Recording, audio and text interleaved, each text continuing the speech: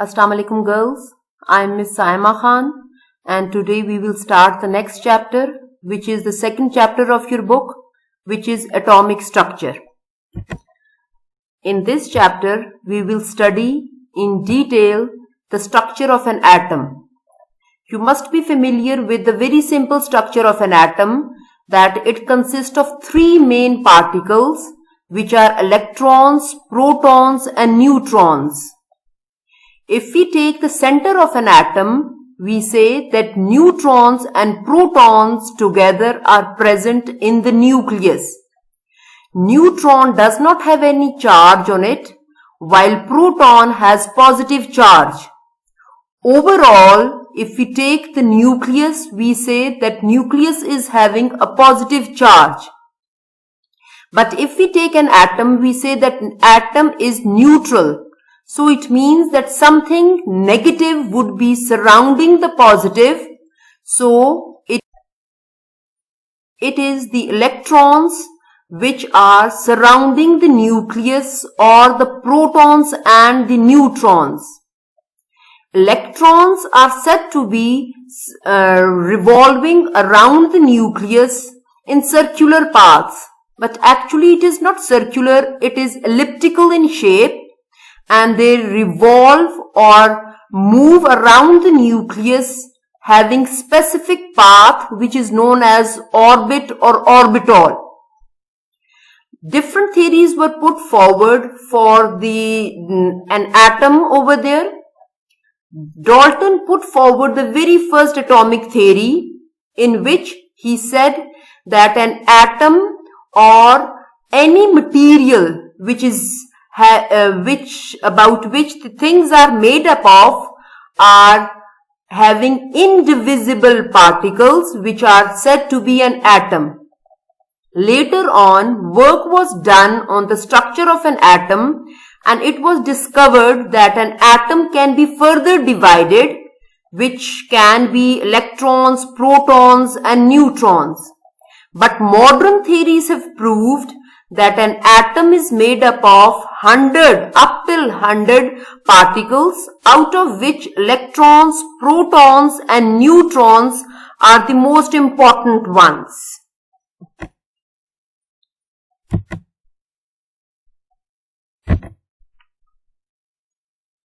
Now, before starting an atomic structure over there, I will tell you about two main things which we will be studying in this chapter are related to the X-rays and gamma rays. What are X-rays? Because mostly it is asked in your exams that what is the origin of X-rays or gamma rays, or how are X-rays produced? So what are X-rays? That these are the emissions of energy rays from the outer part of an atom. That is, when an electron jumps back to its original orbital from which it has jumped to a higher orbital, so it gives off energy. This energy which it is giving out is in the form of X-rays. So it is said that X-rays come from the outer part of an atom. What are gamma rays? These are the emission of energy from the nucleus of an atom. That is, when high energy radiations hit the nucleus, they disintegrate or divide the nucleus. This energy which it is given out is said to be the gamma rays.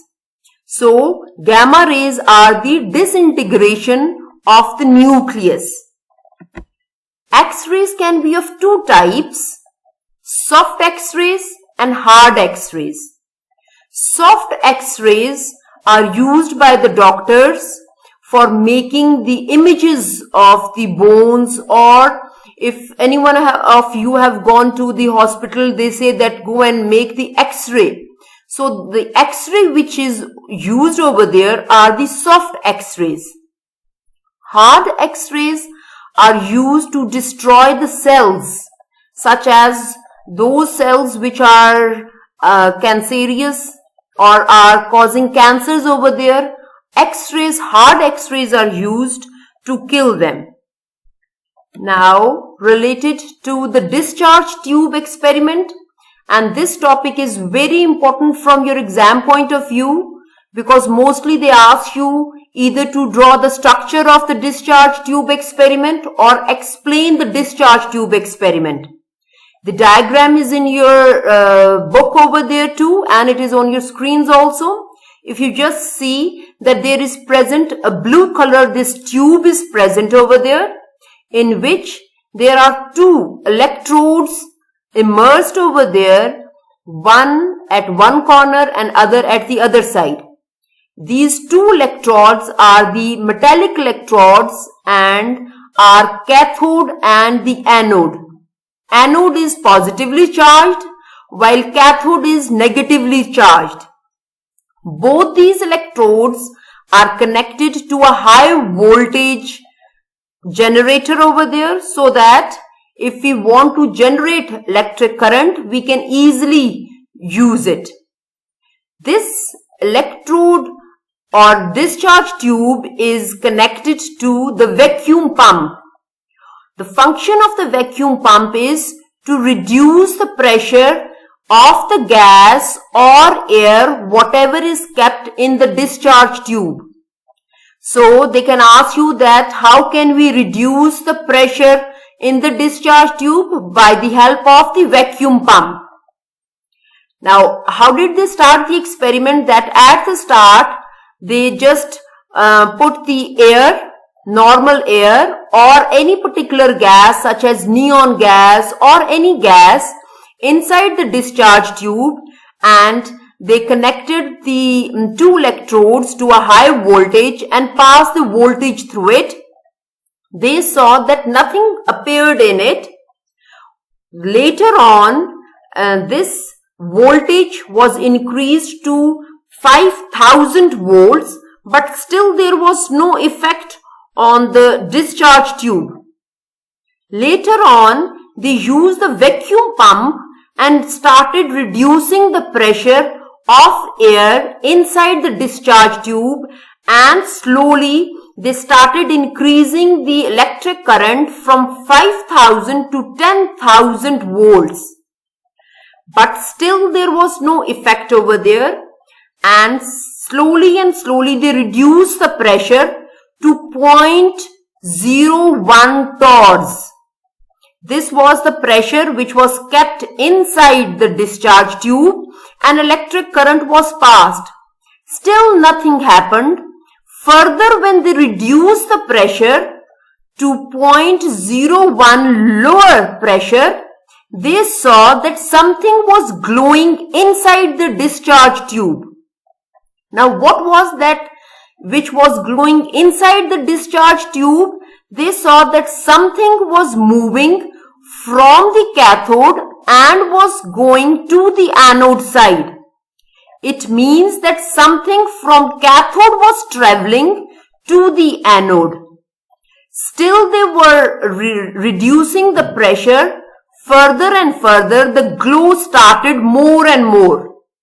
But when they were further decreasing the pressure, they saw that glow disappeared.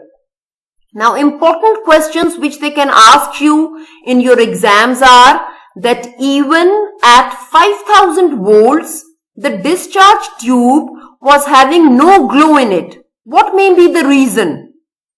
Another question which they can ask you is that even at a very low pressure of 0.01 torrs and having a very high voltage of 5000 to 10,000 range, still there was no glow inside the discharge tube. What may be the reason? Another question which they can ask you is that further reducing the pressure, suddenly they saw the glow. What is the reason for all these? So the answer to the very first question, which is that at a very high voltage, that is for 5000 volts and normal ordinary pressure, there was no glow. What may be the reason? Because the rays which are coming from the cathode are mainly the electrons over there. That is, they are the cathode rays. You can see on your screens too that it is written that it is the cathode rays are coming because something is moving from the cathode and moving towards the anode. So it means that these rays are named as cathode rays and are negatively charged. These negatively charged rays are basically electrons.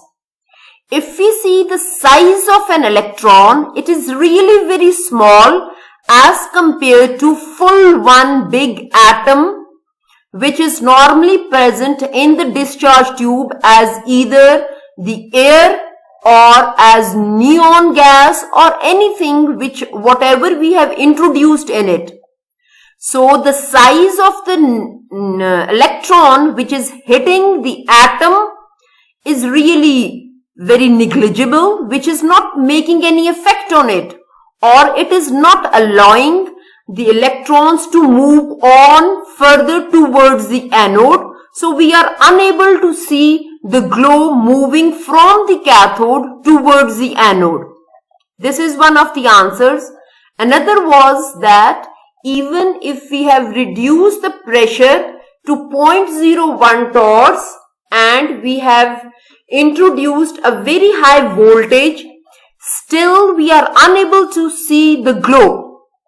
Again, the answer is that even at a very low pressure, the gas particles are still present, but as compared to the size of the electrons or the cathode rays, they are unable to make it glow.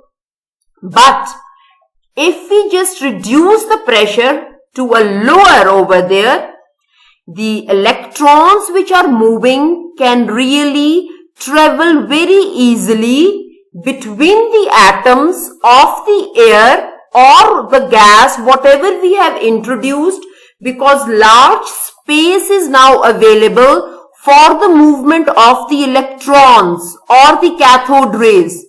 So the glow is visible. But further reducing the pressure, more and more glow is available or is seen over there. This is because more space is available and electrons can flow easily. So, main reason for the visibility of the glow is the movement of the electrons or the cathode rays through the discharge tube by decreasing the pressure of the gas or air. Later on, we said that we have reduced the pressure to a very, very, very low torrs and the glow has disappeared. Why the glow has disappeared?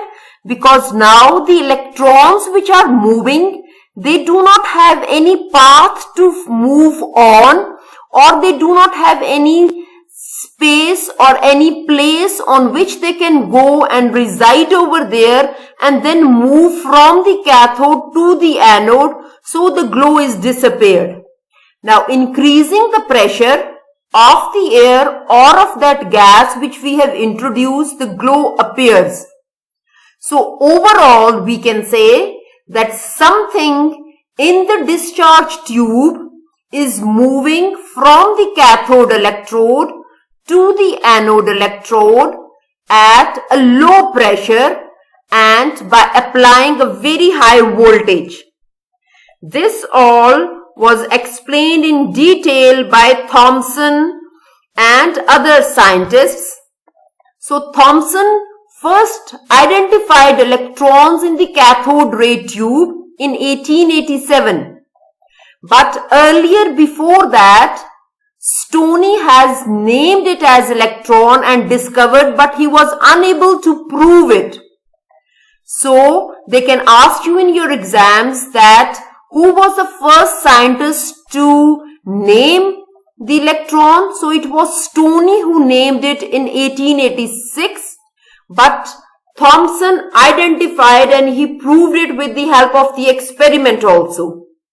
Similarly, proton was discovered by Goldstine in 1886, but the name proton was earlier given by Rutherford. Neutron was discovered by Chadwick in 1832. These are the three main particles which are present in an atom, or which we are going to study in detail in this chapter. Separately, electrons, protons and neutrons. And later on, we will study the experiment done by the Rutherford, as well as Bohr's atomic model, as well as Planck's quantum theory, and then the quantum numbers.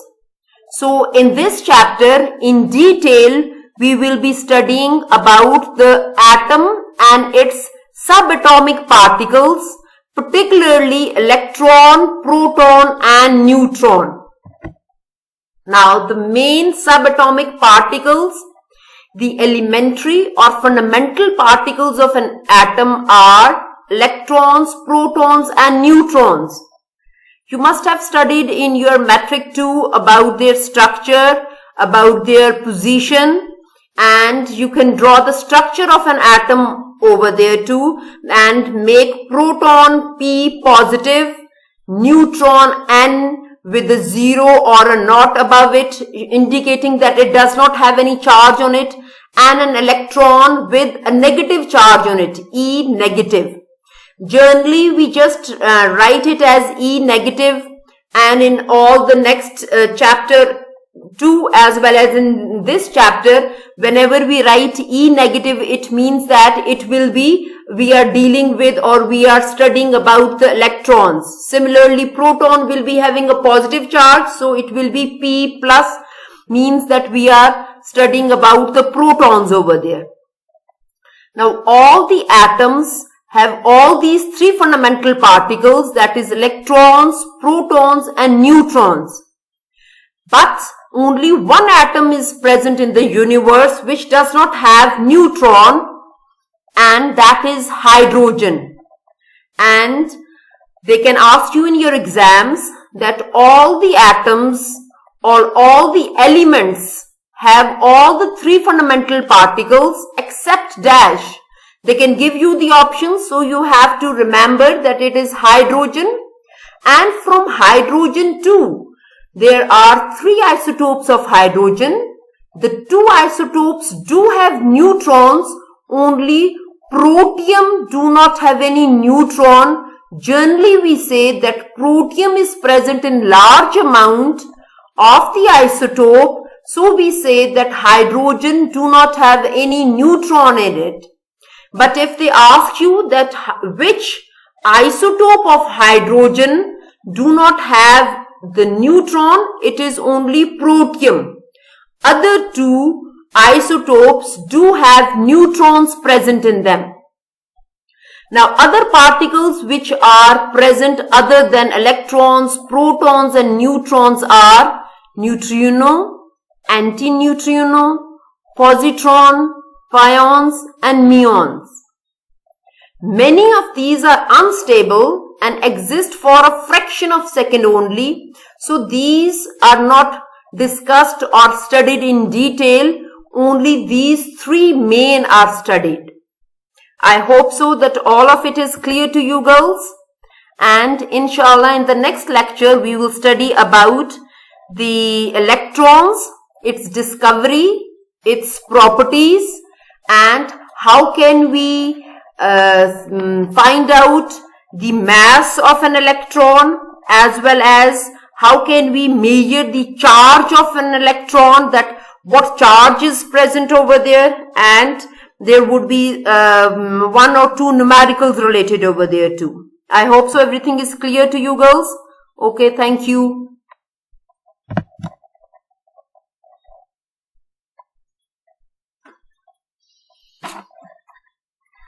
Yes.